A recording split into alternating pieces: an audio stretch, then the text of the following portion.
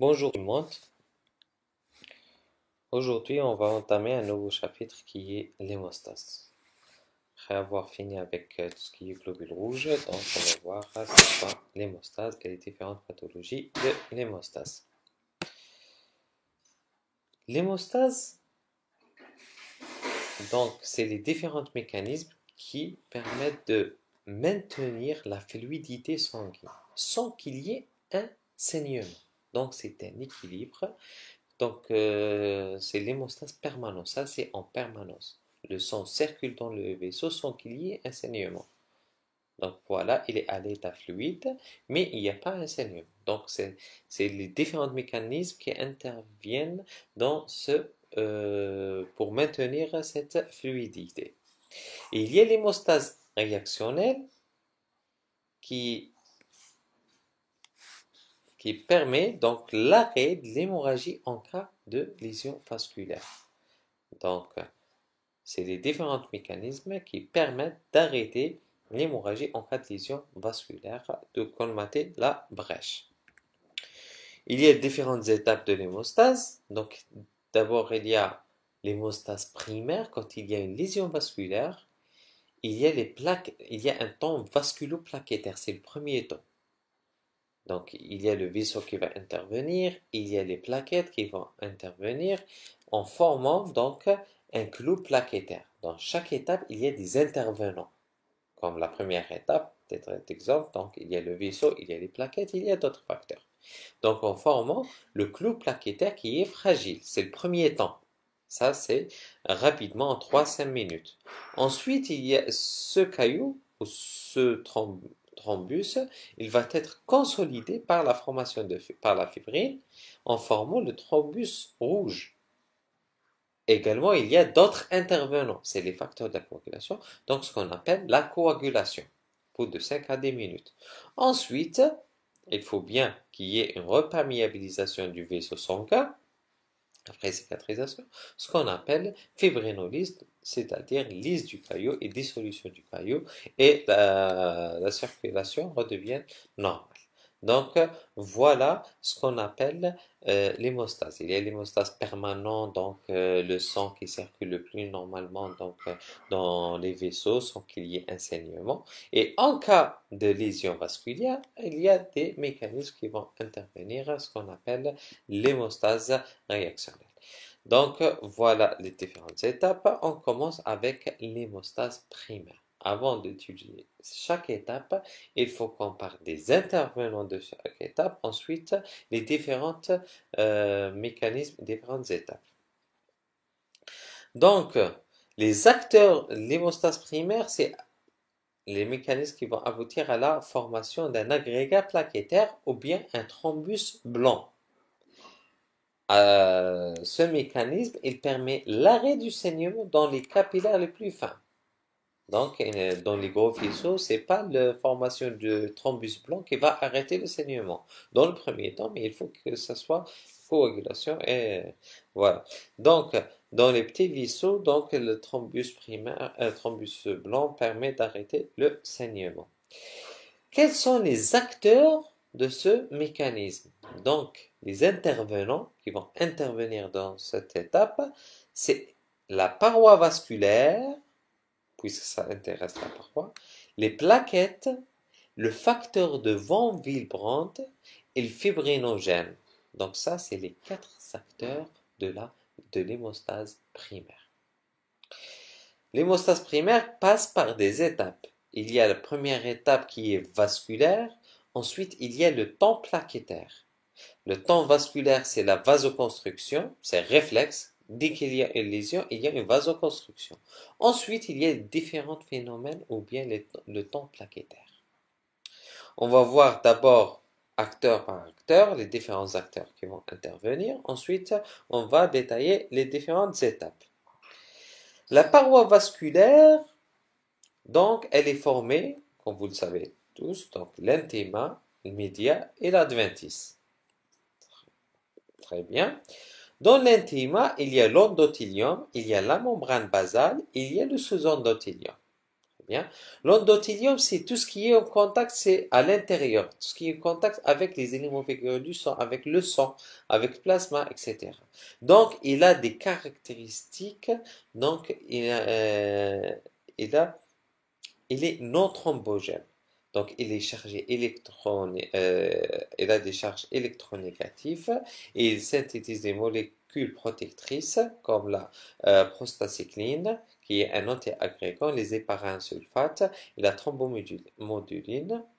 Donc, cette activité permet qu'il n'y ait pas une adhésion avec les éléments figurés du sang. Du coup, il n'y aura pas un thrombus ou formation de coagulation et permet donc il n'y a pas une interaction entre l'endothélium et les vaisseaux. Donc ça, ce qu'on appelle phénomène non thrombogène. C'est caractéristique de l'endothélium.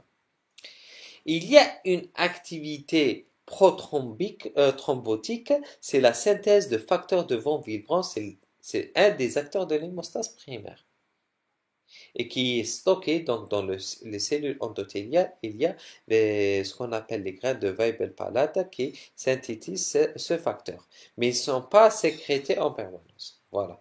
Donc, c'est en cas de lésion, etc. Mais la principale action des cellules endothéliales, elle est non thrombogène. Par contre, il y a la membrane basale, bien sûr, qui est le support du sous-endothélium. Elle est liée avec cellules endothéliales par collagène, donc interaction par collagène type 4, et membrane basale avec le sous-endothélium par fibronectine et collagène type 3. Donc voilà, c'est les liaisons entre les trois couches. Et il y a le sous-endothélium. Sous-endothélium, par contre, il est thrombogène. Il permet l'adhésion des plaquettes, donc l'adhésion des plaquettes qui circulent au niveau du sang. Pour l'instant, si le vaisseau sanguin il est intègre, il n'y a pas de lésion, donc il n'y a pas une interaction parce qu'il y a des cellules endothéliales qui s'intercalent entre sous-endothélium et le flux sanguin. Quand il y a une lésion, donc sous-endothélium, sa caractéristique principale, elle est thrombogène, contraire de cellules endothéliales. Il permet l'adhésion des plaquettes sanguines qui circulent au niveau du sang avec le facteur de von Willebrand qui est sécrété par les cellules endothéliales, par le collagène de type 3 et par les myofibrilles et la thrombospondine. Donc, il permet l'adhésion des plaquettes et l'activation des plaquettes. Donc, voilà, on veut résumer le vaisseau sanguin pour être clair. Donc, il y a le vaisseau sanguin, il y a la partie, l'intima qui est qui est formée de cellules endothéliales, la membrane basale et sous-endothélium. Les cellules endothéliales ont une caractéristique non thrombogène, donc qui va permettre au sang de circuler librement, donc de rester fluide. Il n'y a pas une interaction entre les cellules endothéliales et les éléments figurés du sang. Elle est chargée négativement, etc. Et il y a la membrane basale, c'est le support de l'endothélium. C'est le support du sous-endothélium.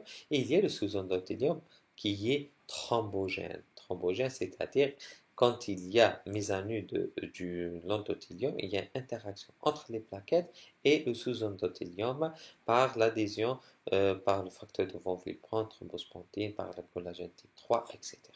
Donc ça, c'est caractéristique principale de la paroi. Il faut connaître ça. Ça, c'est pour comprendre. Vous n'êtes pas obligé de retenir tout ça, mais c'est de bien de savoir pour comprendre les mécanismes de l'hémostase. C'est pour vous, principalement.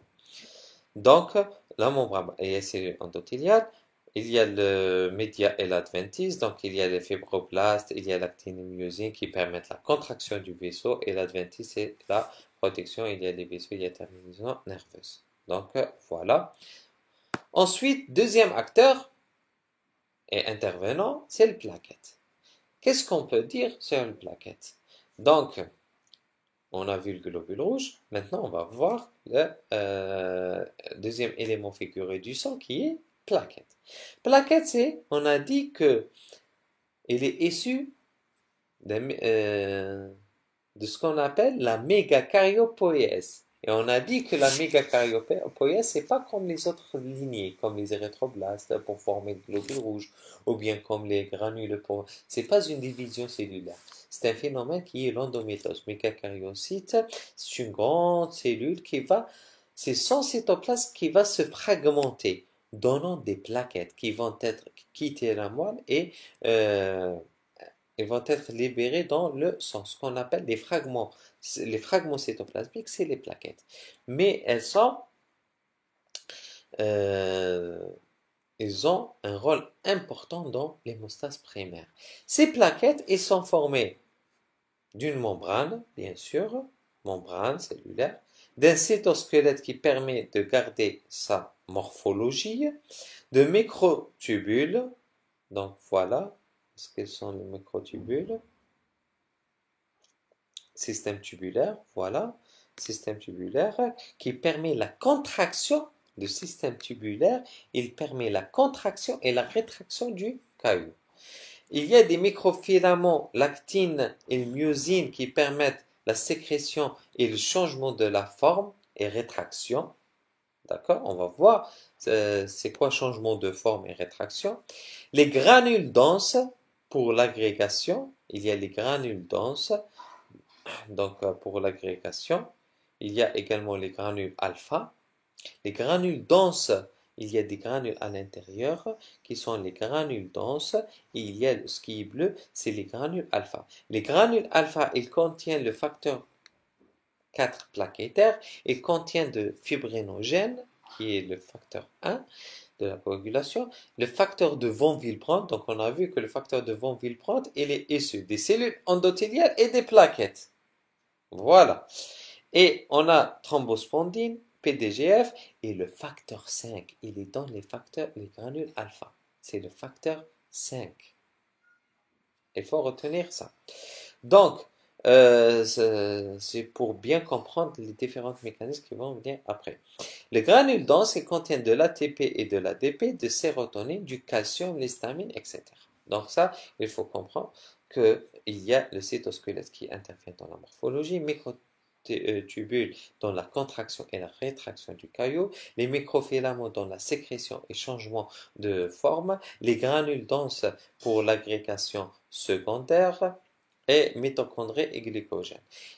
Et ce qu'il faut retenir, qu'il y a deux. Il y a les GP. Les GP, c'est les glycoprotéines qui sont retrouvées à la surface. D'accord? À la surface des plaquettes. Il y a les GPMB9.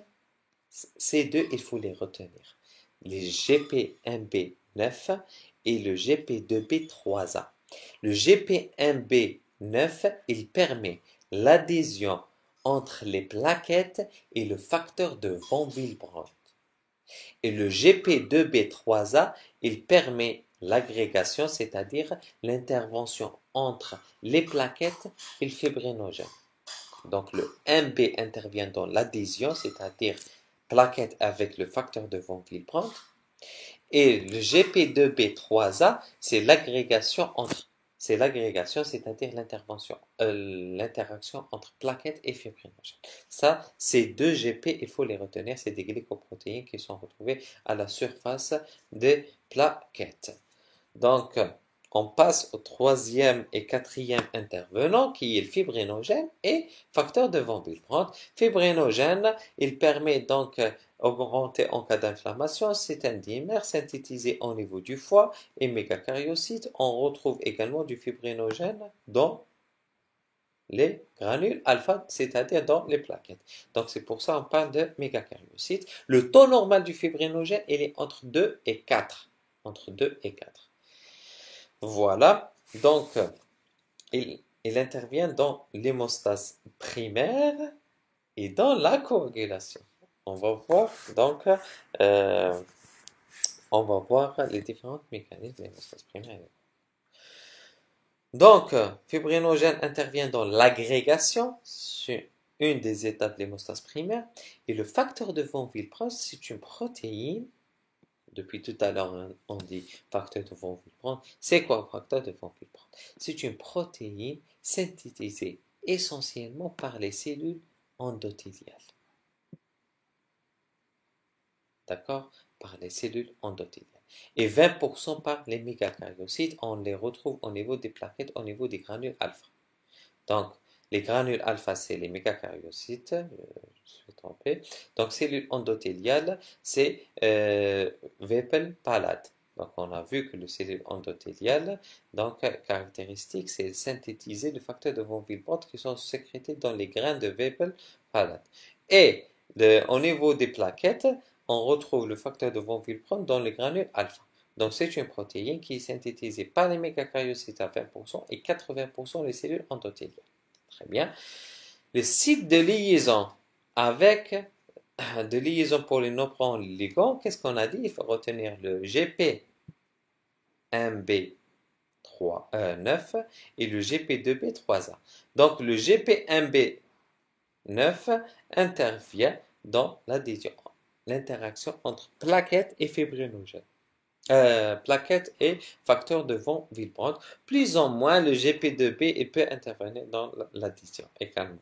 Donc, voilà ce qu'il faut. Et le collagène, elle permet également collagène sous-endothélial et forme un pont entre les plaquettes. Et on va voir c'est quoi le pont. Donc, le facteur von Willebrand, son rôle, c'est l'adhésion des plaquettes. Quel est le rôle du facteur von Willebrand? Pour comprendre, c'est une protéine qui est synthétisée par mégakaryocytes endothéliales. Donc, il forme un pont entre les plaquettes et les cellules endothéliales. Donc, il y a un ligand qui va le fixer aux cellules sous-endothéliales et il y a un ligand qui va le fixer, qui est principalement le GP1B, qui va le fixer avec les plaquettes. Donc, en formant un pont et elle permet l'adhésion des plaquettes avec le sous-endothélium. C'est ça l'action du facteur de von Willebrand. Ensuite, le fibrinogène, c'est l'action entre plaquettes et une autre plaquette. Donc ça, ce qu'on appelle, on va voir ça en détail.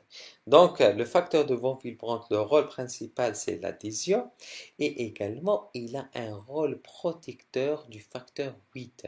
Il transporte, il protège le facteur 8, qui est le facteur anti-hémophilique A. Donc ça, c'est le rôle de facteur de von Willebrand. Il a deux rôles. Rôle dans l'hémostase primaire et rôle de protecteur du facteur 8. Donc ça, c'est pour les intervenants de l'hémostase primaire. On va voir le déroulement de l'hémostase primaire. Donc, la première phase, on a déjà vu, donc, il y a le temps vasculaire et il y a le temps plaquettaire. Le temps vasculaire, quand il y a une brèche, il y a de la vasoconstriction.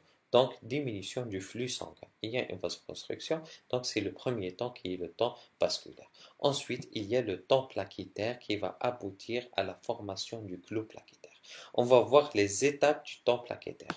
Donc, quand il y a brèche, il y a la vasoconstriction. Ensuite, il y a l'adhésion plaquettaire, c'est-à-dire, il vient le facteur de von Willebrand, il est libéré par les cellules endothéliales. Très bien. Donc, qu'est-ce qu'il va? Il va se lier aux cellules sous-endothéliales parce que l'endothélium, il est mis à nu. Donc, il y aura le sous-endothélium qui a des caractéristiques thrombogènes. Donc, qu'est-ce qu'on aura? On aura le facteur de von Willebrand qui vient être fixé sur le sous-endothélium. Il y a la plaquette qui vient, donc, grâce au GP1B9. Qui est sur les plaquettes, qui va être fixé au facteur de von Willebrand. Donc, le facteur de von Willebrand, c'est un pont entre plaquettes et le sous-endothélium. Donc, ça, c'est la première phase. C'est la liaison de facteur collagène sous-endothélium. Ensuite, c'est interaction GP avec les plaquettes grâce au GP1B9.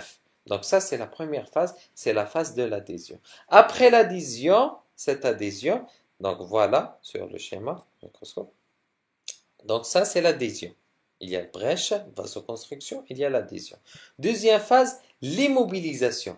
Donc, la plaquette, elle va être fixée avec l'interaction d'autres GP Moi, je vous ai dit de retenir GP1B et 2B, c'est les plus importants pour dire que GP1B, elle intervient dans notre facteur de von Willebrand avec plaquettes et GP2B, plaquettes et fibrinogènes. Ça, c'est à retenir. Mais il y a d'autres GP qui sont sur la plaquette, donc ils vont intervenir directement avec le collagène. Donc, il y a le GP6. Donc, ce qu'il faut dire, il faut dire qu'il y a premier temps d'adhésion, et c'est le facteur de von Willebrand qui va former le pont entre plaquette et sous-endothélium. Ensuite, l'immobilisation. Et plaquette doit être fixée sur le sous-endothélium. On a, avec l'intervention de d'autres GP avec le collagène. Donc, avec le sous-endothélium. Donc, ça, c'est l'immobilisation. Plaquette va être fixée sur le sous-endothélium. Ensuite, il y a l'activation de la plaquette. L'activation, c'est-à-dire, il y aura premièrement changement de conformation des plaquettes. On a vu qu'il y avait au niveau de plaquettes les différents constituants qui sont microfilaments, l'actinylmyosine, myosine, et ça, ils vont intervenir dans le changement de la forme de rétraction, la forme de la plaquette. Parce que la plaquette, elle est entourée de membranes. Et cette membrane, comme l'endothélium, pour qu'elle circule librement dans le sang, qu'il n'y ait pas interaction, elle doit être chargée négativement pour qu'elle soit repulsée de l'endothélium, il n'y aura pas une adhésion. Donc, ce qui va permettre la circulation libre au niveau du vaisseau. Mais quand il y a une adhésion, il faut qu'il y ait les caractéristiques thrombogènes. Donc, il faut que la plaquette change de poids. Donc, ce qu'on appelle, elle va changer de elle va changer de forme. Donc, elle va passage du forme discoïde à la forme sphérique et l'émission de pseudopodes. Et il y aura ce qu'on appelle flip-flop, c'est-à-dire inversement de la charge. Donc la charge négative, elle va être à l'intérieur. Ensuite, il y a apparition d'autres et libération de granules. Donc voilà, il y a ce qu'il faut pour ne pas trop compliquer les choses. Donc, il y a l'adhésion. Après l'adhésion, il y a l'immobilisation. Ensuite, il y a l'activation, c'est-à-dire la plaquette, elle change de forme, elle va émettre des pseudopodes pour qu'elle se fixe bien. Et il y a les granules, on a vu qu'il y a des granules denses, il y a des granules alpha. Ces granules, ils vont être libérés. Ces granules, le rôle de ces granules, c'est quoi? C'est l'ADP. Et dans les granules denses, il y a l'ADP, il y a du calcium, il y a la sérotonine. Et dans les granules alpha, il y a le von Willebrand, il y a le fibrinogène, il y a le facteur 5. Donc tout ça, ils vont accroître, augmenter ou recruter d'autres plaquettes pour augmenter le processus. Donc cette plaquette activée, ils vont appeler d'autres plaquettes pour renforcer l'agrégation. Donc après l'adhésion, l'activation, il y aura ce qu'on appelle l'agrégation plaquettaire. L'agrégation, elle consiste en quoi? C'est l'interaction entre l'agrégation, c'est l'interaction entre les plaquettes. Comment s'effectue cette agrégation? Donc, sur la surface des plaquettes, au niveau de la surface, il y a du GP2B3A. GP2B3A. Donc, ces GP2B3A, ils vont interagir entre les deux par le biais du fibrinogène. Donc, les plaquettes ils vont être collées les unes contre les autres grâce au fibrinogène. C'est le GP2B qui va fixer le fibrinogène d'une part et le plaquette d'autre part. Et il y aura ce qu'on appelle l'agrégation plaquettaire. Et après l'agrégation, il y a la formation, la rétraction du clos plaquettaire, ce qu'on appelle la formation du thrombus blanc. Donc voilà les différents mécanismes de la première phase. C'est l'hémostase primaire. Donc l'hémostase primaire, ce qu'il faut retenir, qu'il y a l'hémostase. Ce qu'il faut retenir, c'est l'hémostase. C'est l'ensemble des mécanismes destinés à limiter les pertes sanguines au niveau du brèche sanguine. Et au niveau de l'hémostase, il y a des intervenants. Ces intervenants sont la paroi vasculaire, les plaquettes, facteur de von Willebrand et fibrinogène. Paroi vasculaire, donc on a vu qu'il y a les cellules endothéliales et sous-endothélium et entre les deux, il y a la membrane basale. Et le plus important, c'est le sous-endothélium qui a une action thrombogène. L'endothélium, il est non thrombogène. Mais ce qu'il faut retenir, c'est que le facteur de von Willebrand, il est sécrété essentiellement par les cellules endothéliales. Donc ça, c'est pour la paroi vasculaire. Les plaquettes, ce qu'il faut dire sur les plaquettes, donc que c'est le fragment de cellule qui est formé de membranes, de granules alpha denses, granules denses qui contiennent l'ATP et l'ATP, granules alpha, c'est le facteur plaquettaire qui intervient dans l'agrégation, fibrinogène, facteur de von Willebrand, facteur 5. Et également, ce qu'il faut savoir, qu'il y a cytosquelette, il y a les microtubules et le microfilament actin-myosine. Tout ça va intervenir dans le changement de conformation. Les deux GP, c'est les glycoprotéines qui vont être sur la surface, qui sont sur la surface des glycoprotéines, des plaquettes. C'est la clé de toute cellule. Donc, le GP1B, il permet l'adhésion, c'est-à-dire la liaison entre plaquettes et facteurs de von Willebrand. Et GP2B3A, c'est l'agrégation, c'est-à-dire l'interaction entre plaquettes et fibrinogènes. Donc ça, c'est le deuxième acteur. Pour le facteur de von Willebrand, c'est un pont. C'est une protéine qui est synthétisée par les mégakaryocytes et les cellules endothéliales. Et il sert de pont entre les cellules endothéliales et les plaquettes. Et le deuxième rôle, il a un rôle protecteur du facteur 8, l'anti-hémophilique A. Et le quatrième facteur qui est le fibrinogène qui intervient dans l'agrégation. C'est l'interaction entre plaquettes et plaquettes via le fibrinogène. Les différentes étapes, il y a le temps vasculaire qui est la vasoconstriction, donc diminution du flux sanguin qui va permettre un meilleur contact entre les plaquettes et donc quand le flux est réduit, il y aura plus de contact entre les plaquettes et le sous-endothélium. Les différentes étapes, il y a le temps vasculaire, il y a le temps plaquettaire. Le temps plaquettaire, c'est les plaquettes qui va agir avec le sous-endothélium. Donc, voilà. Donc, les différentes étapes, il y a première étape adhésion, c'est plaquette avec facteur de von Willebrand sous endothélium. Cette plaquette, elle va être immobilisée par l'interaction d'autres GP. Ensuite, il y aura l'activation, c'est-à-dire changement de forme, et flip-flop et formation de pseudopodes, et libération des granules denses et granules alpha.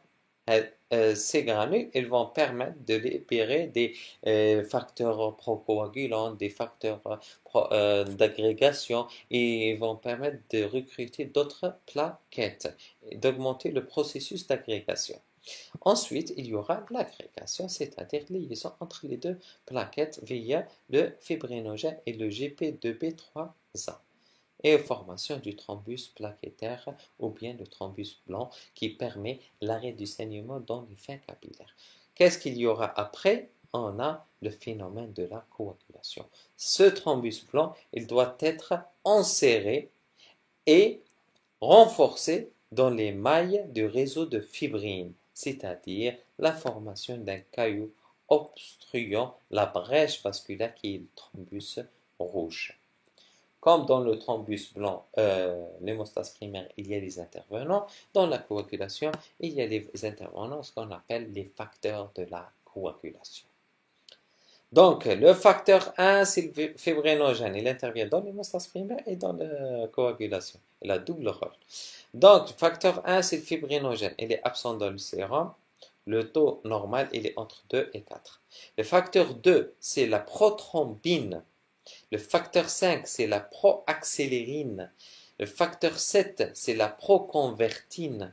Le facteur 8, c'est l'anti-hémophilique A. Le facteur 9, c'est l'anti-hémophilique B. C'est le plus important. Facteur 8 et facteur 9. Stuart, c'est le facteur 10. Facteur 11, Rosenthal. Eggman, facteur 12. 13, c'est stabilisateur de fibrine. Ces facteurs à retenir. Il n'y a pas de... donc, c'est à retenir. Ce qui est important, il faut retenir donc du facteur de 1 à 13 et leur nom. Très bien. Ce qu'il faut retenir également, qu'il y a des facteurs qui sont vitamino-K dépendants. C'est le 27910, c'est-à-dire le 2, 7, 9 et 10 sont des vitamines K. Ils ont besoin de la vitamine K pour qu'elle soit, ils sont vitamino-K. Sans vitamine K, ils ne vont pas agir. Ils ont besoin de vitamine K. Il y a le facteur 1 qui est au niveau des plaquettes, dans les granules, très bien. Et le facteur 5, il est dans les plaquettes.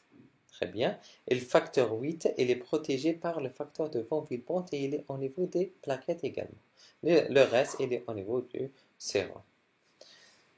Donc, voilà, sont synthétisés essentiellement par le foie. Donc, c'est des proenzymes.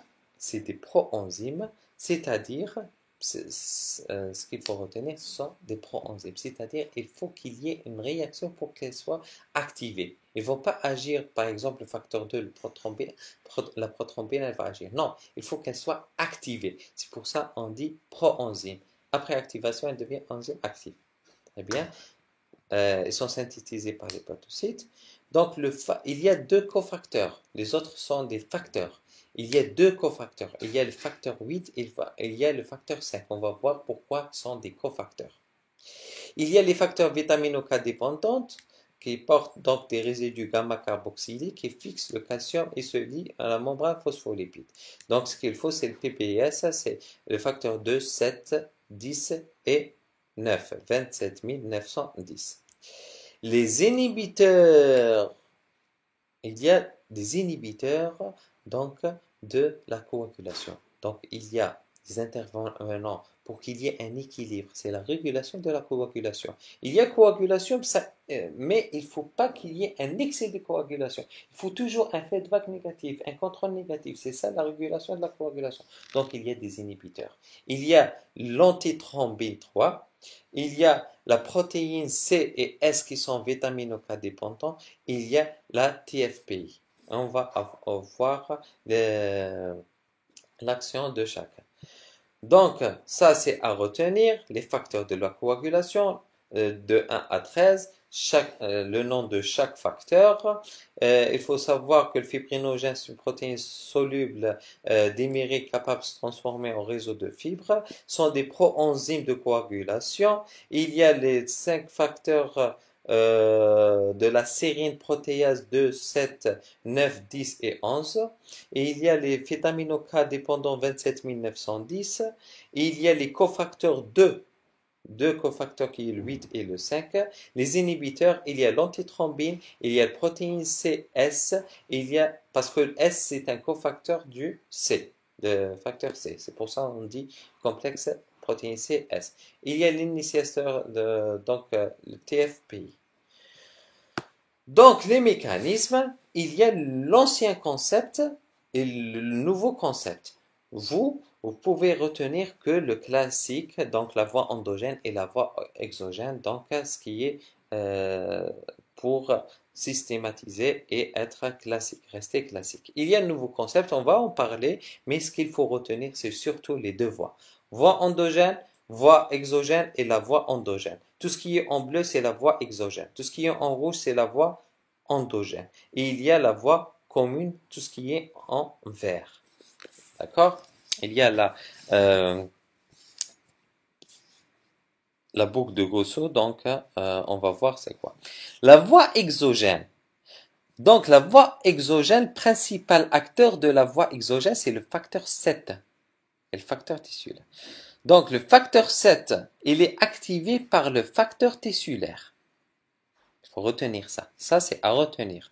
Le facteur voie exogène, donc c'est le facteur 7, principal facteur. Donc, il va être activé par le facteur tissulaire. Ensuite, toujours, les phospholipides et le calcium sont quasi constants dans phospholipides, c'est les phospholipides des plaquettes.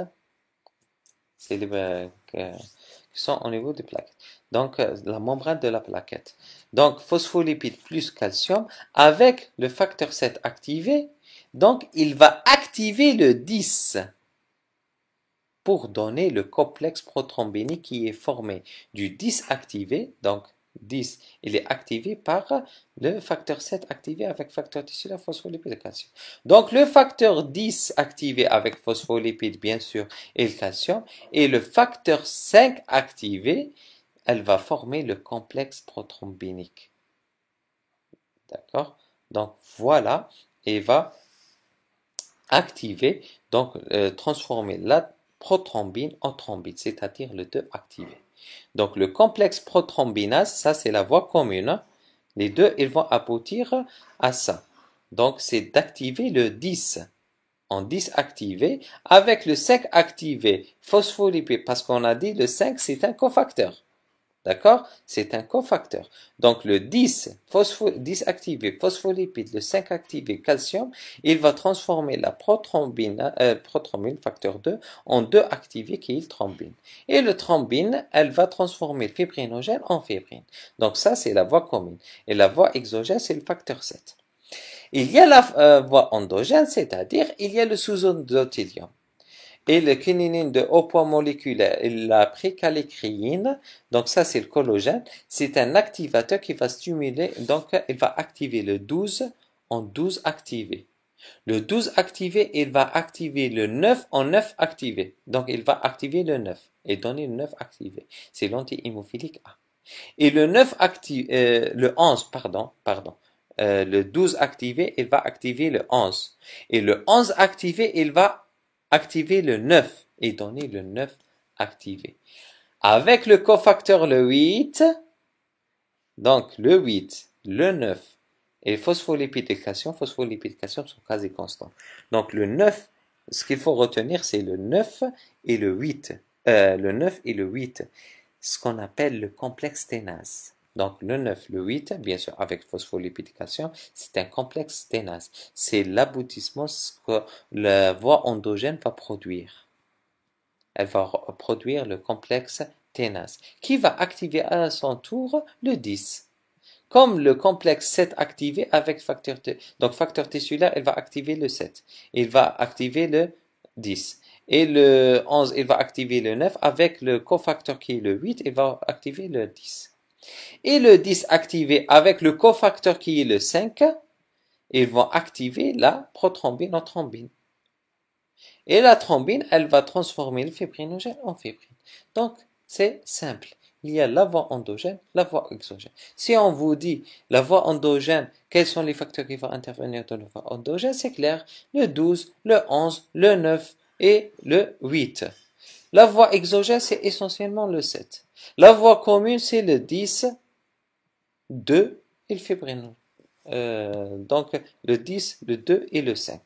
Donc, ça, c'est la voie commune. Donc, la voie exogène avec la voie endogène, ils vont partager la voie commune. Il y a la courbe de Gosso quand il y a, parce que le principal qui va activer le 10, c'est surtout la voie endogène, qui va activer avec activation très importante du 10. Mais le facteur 7, il va activer à son tour le facteur, ce qu'on appelle la courbe de Gosso. On a, après la formation de thrombine, donc il y a fibrinogène qui va être transformé en fibrine. Donc fibrinogène, grâce à la thrombine, donc il va être donné des monomères de fibrine, il va être donné un polymère qui est instable de fibrine, et grâce au 13 activé, il va donner du polymère stable de fibrine qui va former la formation du caillou.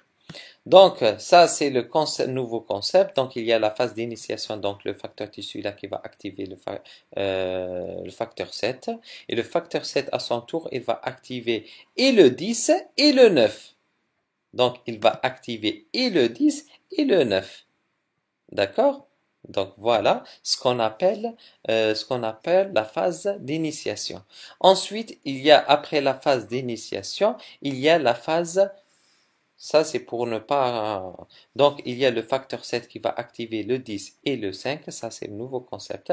Et le facteur 10 avec le 5, il va activer la thrombine. Et la thrombine, elle va activer à son tour les autres facteur. Donc ça, c'est la phase d'initiation de la coagulation, c'est le facteur tissulaire qui va activer le 7. Et il y a la phase d'amplification, c'est-à-dire il y a l'activation de 12, il va activer le 11 il va activer le 9, et le 9, il va activer le 10. Donc il y a une amplification de l'action du 7. Donc voilà du 7. Donc, on aura la formation de la thrombine et qui va donner du fibrinogène, elle va donner de la fibrine. On a vu formation du polymère instable, ensuite stable grâce au facteur 13. Donc, ça, c'est les différents facteurs qui vont intervenir. Mais il y a des inhibiteurs. On a dit qu'il faut qu'il y ait toujours une régulation. Il y a l'antithrombine, elle va agir sur la thrombine, ce qui est logique. Facteurs C et S, ils vont agir sur le cofacteur. Ils vont agir sur le 8 activé et le 5 activé. Et il y a TFPI sur le facteur tissulaire. Donc ça, c'est les inhibiteurs de la coagulation. Donc il y a un équilibre entre l'hémorragie et la thrombose grâce aux inhibiteurs. Ensuite, il y a la phase de dissolution, donc formation du caillot. Après donc 72 heures, il y a dissolution du caillot pour perméabilisation du sang. Donc il y a les acteurs qui sont essentiellement le plasminogène qui est transformé en plasmine par les activateurs qui est l'activateur de plasmine, ça c'est le principal acteur, donc qui active plasminogène en plasmine.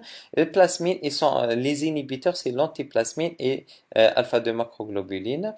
Donc ils vont dissoudre le fibrine, ils vont dégrader la fibrine et donner les produits de dégradation de fibrine. Dégradation de la fibrine, elle va donner des PDF, produits de dégradation de fibrine. Il va donner des didymères, il va donner les complexes solubles. D'accord? Donc ça, c'est ce qu'elle va donner, la dégradation. Pour l'exploration biologique, il y a l'exploration de l'hémostase primaire, il y a l'exploration de la coagulation. Pour l'hémostase primaire, il y a un temps de scène. Donc, on doit explorer le vaisseau, plaquettes, fibrinogène et facteur de von Willebrand. Donc ça, il faut explorer les quatre acteurs. Donc, temps de saignement, il explore l'intégrité du vaisseau. Donc, il y a la méthode d'Evy, il y a la méthode de Duke, c'est bien expliqué sur les différentes planches. Donc, le temps d'Evy normal, il doit être inférieur à 10 minutes et Duke, il doit être inférieur à 5 minutes. Il est de moins en moins utilisé. On utilise le temps d'occlusion. Ça, elle permet d'explorer le temps, le vaisseau sanguin. Et les plaquettes. Ensuite, il y a les plaquettes. Donc, on doit doser les plaquettes. C'est par numération formée sanguine. Le risque hémorragique quand les plaquettes sont inférieures à 50 000. Donc, il y a un problème d'hémostase primaire. Ou bien, il y a anomalie qualitative, ce qu'on appelle les thrombopathies. Donc, il y a le facteur de von Willebrand, on fait le dosage du facteur de von Willebrand. Fibrinogène, on fait le dosage du facteur de fibrinogène. Donc, ça, c'est pour l'hémostase primaire et l'exploration de l'hémostase primaire. Il y a l'exploration de l'hémostase secondaire, c'est-à-dire coagulation. Il y a deux paramètres très principaux. Donc, il y a le TP qui est le temps TP, temps de prothrombine, donc, ou bien le temps de Quick. Temps de thrombine, donc c'est la coagulation d'un plasma recalcifié en présence de thromboplastine tissulaire. Elle est exprimée en pourcentage pour le TP et le TQ. Et le TCS, c'est le temps de coagulation d'un plasma recalcifié en présence de phospholipides d'un activateur de coagulation. On va voir. Donc, ce qu'il faut retenir, que le TP, il explore la voie exogène, c'est-à-dire facteur 2, facteur 5, 7 et 10. Et le TCA, il explore la voie endogène, c'est-à-dire le facteur 2, facteur 5, facteur 8. Pourquoi on dit facteur 2 et le facteur... parce que le voie exogène, c'est le facteur 7. Et la voie commune, parce qu'ils partagent la voie endogène et exogène, partagent la voie commune. Donc, on dit, il explore non seulement le facteur 7 qui est la voie endogène, exogène, il y a le facteur 2, facteur 5 et le facteur 10 de la voie commune. Également pour la voie endogène pour le TCA, c'est le facteur 2, le facteur 5 et le facteur 10 et les facteurs de la voie endogène qui est le facteur 8, 9, 11 et 12. Donc voilà, donc le TP donc, qui est réactif, donc il y a du sang, il y a un anticoagulant, un inhibiteur de calcium. Qu'est-ce qu'on fait? On rajoute du calcium du plasma, donc, et la thromboplastie, un activateur du 7. On rajoute le réactif, c'est taux de prothrombine, c'est réactif, c'est le temps thromboplastie tissulaire, qui est un activateur. On rajoute les réactifs qu'on rajoute sur le tube citraté. Donc, on rajoute du thromboplastine citraté et on va calculer le temps de prothrombine. Il doit être, donc il y a le temps de Quick qui va être calculé en secondes. Normal, il est entre 11 et 13, c'est-à-dire il est pathologique. Il y a un témoin, c'est-à-dire un témoin à 13. Si le patient il est à 12, il est normal. À 15, il est limite. À 16, il est allongé, c'est-à-dire il est pathologique quand le temps il est supérieur à 2 secondes par rapport au témoin. On a fait donc le TQ, on l'a transformé sur plasma calibré, sur TP donc à 100%, sur un plasma qui est témoin, 100%, 50%. Donc on a converti le TQ en pourcentage en TP. Il est pathologique quand il est, normalement, il est entre 70 et 100%. Il est pathologique quand il est inférieur à 70. Il y a un autre paramètre qui est l'INR qui permet de surveiller les patients traités par les antivitamines K, puisque vitamine K c'est surtout le 2, 7, 9, 10. Et le 2, 7, 9, 10, c'est essentiellement dans la voie exogène et commune. Donc, c'est le TQ. Donc, on a fait le TQ patient sur le TQ témoin. Puissance EC, c'est un indice de sensibilité. Elle a donné l'INR. C'est spécifique pour surveiller les patients traités par INR. Il y a des cibles qu'il faut les respecter. Le TCA, c'est comme le TP, on donne des facteurs de contact. Et les réactifs, on dit TCA, céphaline, kaoline, c'est des activateurs. Comme les activateurs, on a vu que dans la voie exogène, dans la voie exogène, il y a des facteurs d'activation. Il y a au niveau de TCA, donc le réactif, il y a des facteurs de contact, activateurs de contact, soit kaolin, ça dépend ce qu'on utilise, soit céphaline kaolin, TCA ou TCQ, ça dépend ce qu'on utilise comme activateur, soit TCA, soit TCK. Ensuite, avec phospholipide calcium, donc on aura le temps mesure du temps de céphaline activation. Et les normales entrent en calcul, donc ça c'est les différentes étapes. Je ne vais pas rentrer dans les détails, ce qu'il faut retenir, le TCA, il est compris, donc normalement il est entre 30 et 35, mais on donne toujours un témoin. On ramène un échantillon qui est censé être normal. On a 32 par exemple. Nos patients, ils doivent être inférieurs à 10. Si on a un temps qui est supérieur à 10 par rapport au témoin, c'est pathologique. Donc, voilà les différentes explorations. Si on a un TP qui est normal et TCA qui sont normaux, donc il n'y a pas de déficit. C'est que le TCA, il est allongé, donc atteint de la voie exogène. Si on a le TP allongé, donc il y a atteint du 7 seulement. La voie commune, non, parce que TCA, il est normal. Si on a le TP et le TCA, les deux qui sont allongés, donc déficit de plusieurs facteurs, soit la voie commune, donc la voie commune et la voie endogène et exogène. Il y a déficit qui est qui touche pratiquement tous les facteurs. Donc voilà. Si on a TP, TCA normal, il n'y a pas de déficit. Si on a un TCA qui est allongé, donc c'est la voie endogène qui est touchée seulement. Seulement. C'est le 8, 9, 11 et 12. Mais quand le TP il est allongé, donc que le TP qui est allongé, TQ qui est allongé, donc il y a un déficit en 7. Si le TQ et le TCA qui sont allongés, donc c'est la voie commune qui est atteinte. Donc voilà pour l'hémostase primaire et la coagulation. J'espère que ça a été clair.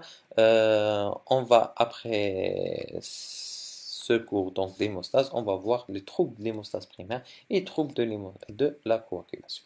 Ben, je vous souhaite bon courage. Sahaf Torkom et Sahar Ramadan.